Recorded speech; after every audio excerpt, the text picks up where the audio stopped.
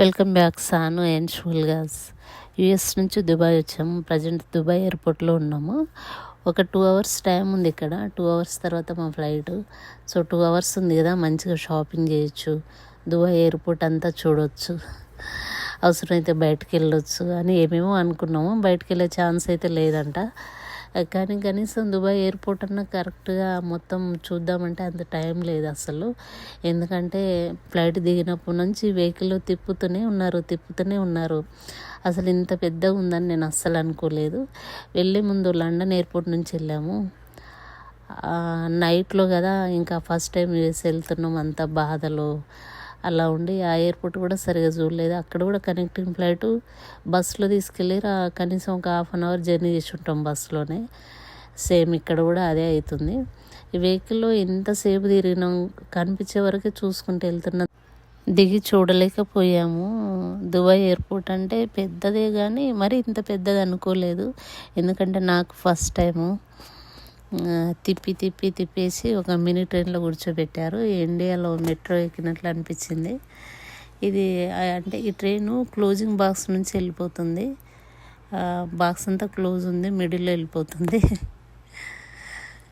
ఏం అర్థం కావట్లేదు. వీళ్ళు తిప్పడం, ఎక్కడం, దించడం ఇదే చేస్తున్నారు.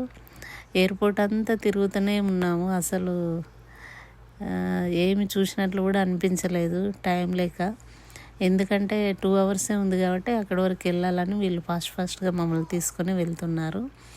ఇగో ఈ ట్రైన్ బ్యాక్ సైడ్ నుంచి చూడండి, మొత్తం క్లోజింగ్లో వెళ్తుంది కదా. ఇలాంటివి అయితే యూఎస్లో చాలా ఉంటాయి. కానీ ఒకసారి వెళ్ళినట్టుంది మా కారు. ఇలా చూడడానికైతే బాగుంటుంది కానీ వెళ్ళేటప్పుడు అయితే భయం వేస్తుంటుంది. ఎందుకంటే ఆ బాక్స్ క్లోజ్ అయిందనుకో మనం అందులోనే మిగిలిపోతాం. అట్లా ఉండే. మొత్తానికైతే మళ్ళీ ట్రైన్ నుంచి వెహికల్ ఎక్కించి మళ్ళీ స్టార్ట్ చేసారు. సైడ్ నుంచి చూడండి, అన్ని షాపింగ్ మాల్స్ ఎంత బాగున్నాయి కదా. అందరూ చూస్తూ వెళ్ళిపోతున్నాము. పర్ఫ్యూమ్స్ అని, మేకప్ కిట్స్, హ్యాండ్ బ్యాగ్స్ ఏమేమో ఉన్నాయి. కాకపోతే ఎయిర్పోర్ట్లో కదా చాలా కాస్ట్ ఉండొచ్చులే కానీ చాలా బాగున్నాయి. కనీసం దిగన్నా చూడాలనుకున్నాం కానీ అస్సలు టైం సెట్ అవ్వలేదు. తిరిగి ఫుల్గా టైర్డ్ అయిపోయాము. ఎంత అంటే అంతగా. అమ్మ ఫ్లైట్ ఎక్కగానే ఇంత ఫుడ్ పెడితే తిని నిద్రపోతాం కావచ్చు, అంతగా అలసిపోయినాము. లిఫ్ట్లో కూడా వాళ్ళు ఒక 2-3 ఫ్లోర్స్ ఉన్నట్టుంది. లిఫ్ట్లో పైకి తీసుకొచ్చి మళ్ళీ ఇదంతా తిప్పి మళ్ళీ కిందికి తీసుకెళ్ళి అలా తీసుకొచ్చారు. ఏం అర్థం కాలేదు. వీళ్ళంతగానో వెహికల్లో తిప్పారు కాబట్టి లిఫ్ట్ ఎక్కడం, ట్రైన్ ఎక్కడం, మళ్ళీ వెహికల్ ఎక్కడం ఇదే తప్ప అసలు ఎయిర్పోర్ట్ ఏం అర్థం కాలేదు. అంత పెద్దగా ఉంది. మొత్తానికైతే ఏం చూసినట్లు అనిపించలే. ఏదో దుబాయ్ ఎయిర్పోర్ట్లో దిగినాం, మళ్ళీ ఇటు ఫ్లైట్ ఎక్కినాం, అంతే తప్ప ఏం అర్థం కాలేదు. వీళ్ళంతా మాలాగనే కనెక్టింగ్ ఫ్లైట్ వాళ్ళే అంట.